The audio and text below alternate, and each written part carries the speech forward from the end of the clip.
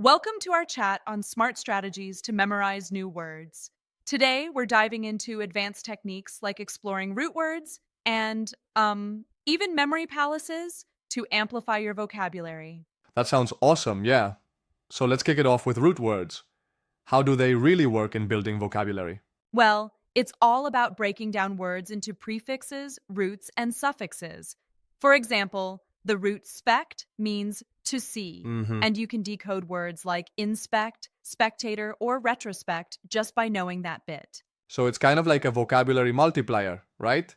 One root gives you several related words. Exactly. It's like unlocking a whole family tree of words, learn one bit, and you actually harvest five or even more words. Yeah, I love that.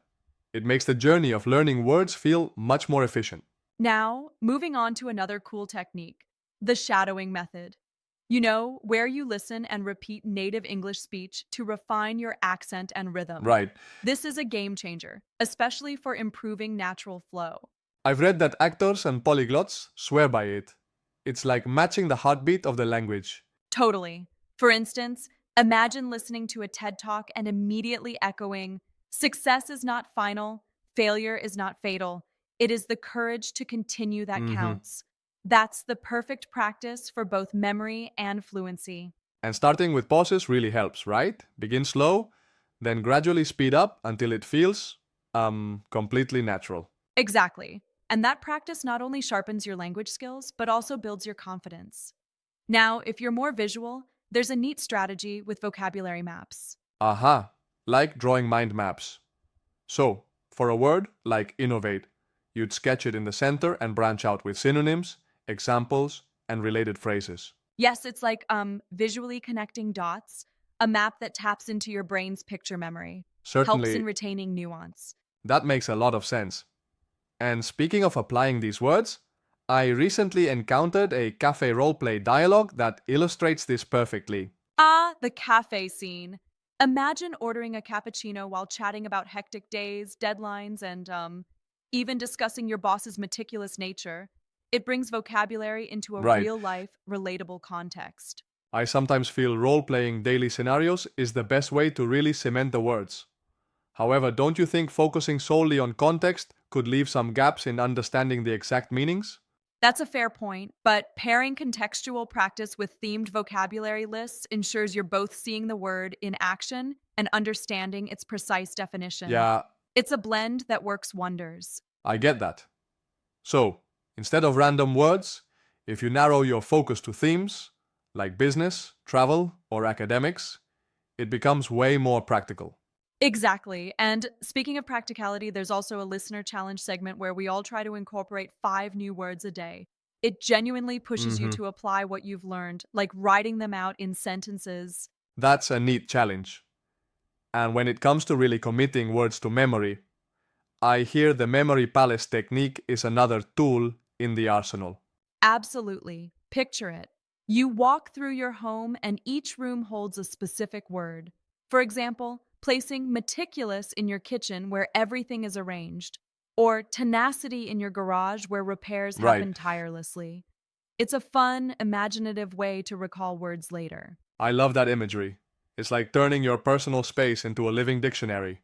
Then there's a cool twist where we pick vocabulary from books, like, say, Atomic Habits by James Clear.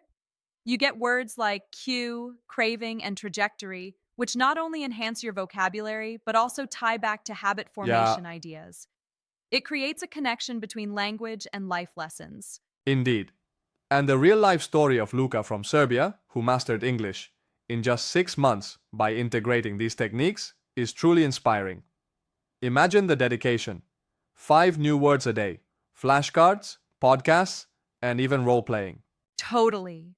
His story really underscores how a dedicated, multifaceted approach can lead to success, nailing IELTS, landing a job abroad, and even Hmm. teaching others.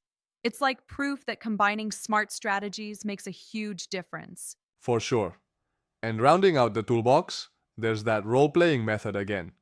Imagine practicing job interviews or hotel bookings by recording yourself.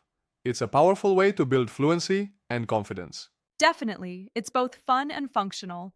And to top it off, there are tons of resources out there.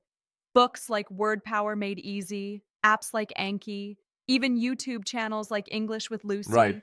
It's a treasure trove for any language enthusiast. So, integrating everything root words, shadowing, mind maps, themed lists, memory palaces, real life scenarios really creates a robust system for vocabulary building, doesn't it?